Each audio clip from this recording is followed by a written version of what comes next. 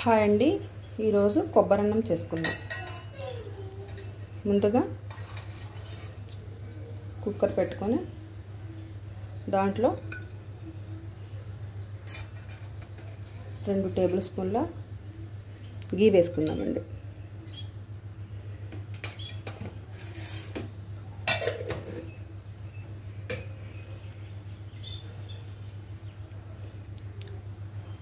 గీ కాగిన తర్వాత యాలకులు, లవంగాలు, బిర్యానీ ఆకు, షాజీరా, జాపత్రి అన్ని మసాలా బిర్యానీ సామాను మొత్తం వేసేసుకుందామండి.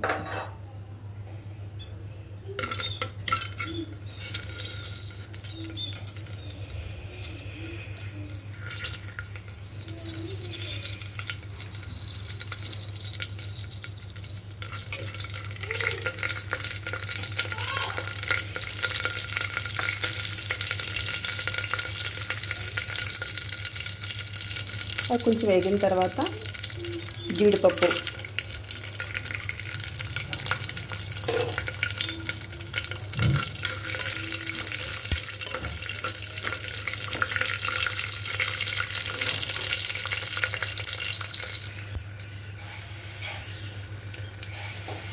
ఇందులో 2 పచ్చిమిర్చి, 1 ఉల్లిపాయ, 1 క్యారెట్ చిన్న చిన్న ముక్కలుగా కట్ చేసుకొని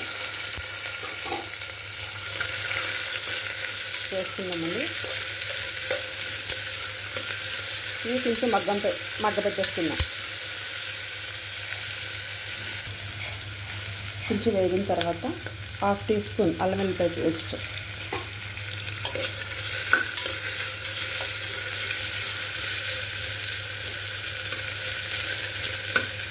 ఈ అల్లం వెల్లుల్లి పేస్ట్ ఫ్రై అయ్యే వరకు ఉంచుకుందామండి.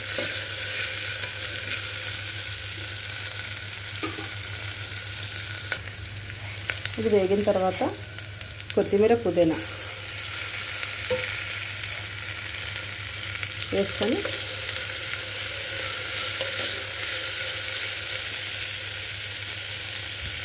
కొంచెం జీలకర్ర పౌడర్, ధనియాల పౌడర్ అండి.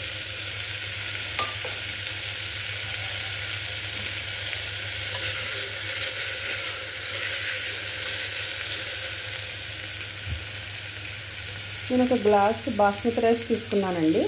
అది 1 అవర్ ముందు నానబెట్టుకోవాలి. నానబెట్టేసి మనం ఇలా వడేసుకోవాలండి. మామూలు రైస్తో కూడా చేసుకోవచ్చు. ఇందులో వేసేసుకున్నాం. వేసుకొని ఒక 2 మినిట్స్ మొత్తం కలిసేలాగా కలుపుకుందాం.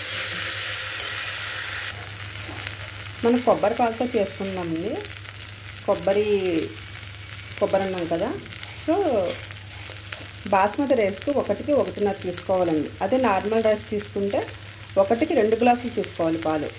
నేను ఇప్పుడు కొబ్బరి పాలు వేసేసుకుంటున్నానండి.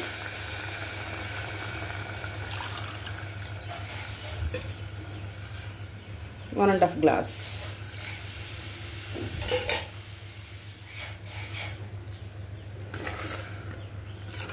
ఒకసారి ఇలా కలుపుకొని ఇందులో మనం టేస్ట్కి సరిపడా ఉప్పు వేసుకొని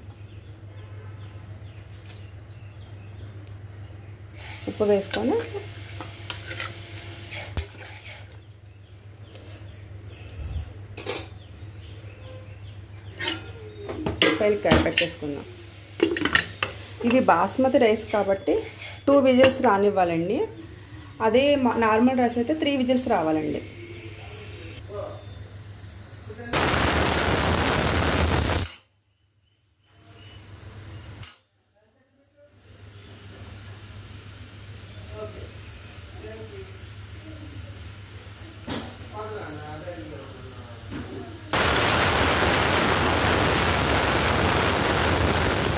గ్యాస్ ఆఫ్ చేసుకుందాం. ఆవిరిపోయిన తర్వాత ఓపెన్ చేద్దామండి. ఆవిరిపోయిందండి.